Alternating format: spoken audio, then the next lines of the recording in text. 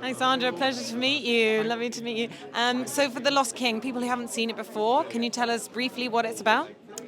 It's about this lady who has the intuition that Richard III is buried somewhere in Leicester, and that the story that Shakespeare told a century later is not absolutely right. She's going to fight and enter into a real struggle to convince everyone that she's right. So it's a coming to power of a lady who was an ordinary person in the world, not an archaeologist, not a scientist, but she has this strong intuition, and she's going to go through many difficulties to get to the point and to get to what she wants. Of course, it's not your first time working with Stephen, so what is it that you like about that collaborative process, and in particular, what was the charm of this story for you? Well, he has this incredible humanism, Stephen Frears. He tells a story about ordinary people who become extraordinary people, or he shows extraordinary people who are actually so ordinary.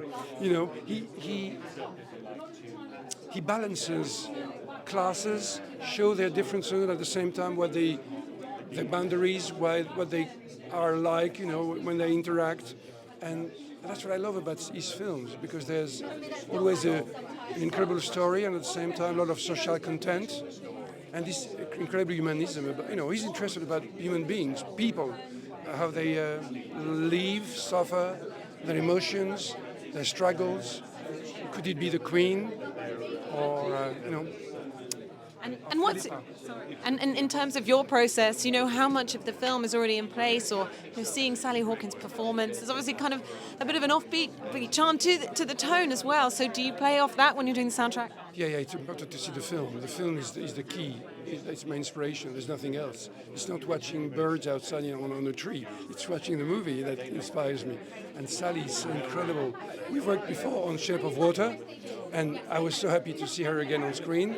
I mean, in my studio, because she has this virtuosity, which seems very simple, but actually it's very, very complex what she does. Her body language, her timing, the balance of emotion and comedy that she can, master is amazing. She's a master at that.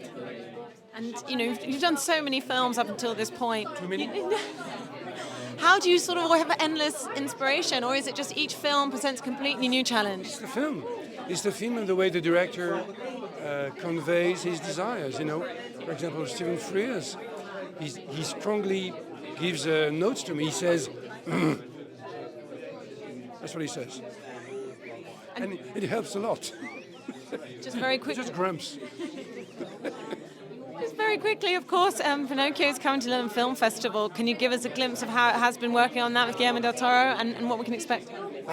All right. So that's an amazing movie, because not only it's the virtuosity of the animation of these little puppets is just mad. If I think, retrospectively to Fantastic Mr. Fox, which was already magnificent, this one is 10 times more complicated visually. And, the virtuosity of the movements, the gesture, the movements, the way the actors play, and the story is very, how could I say, it's good for today. It's about fascism. As you know, it's trendy these days. Well, thank you so much for sharing all that with us, and I really enjoy the evening. Thank you.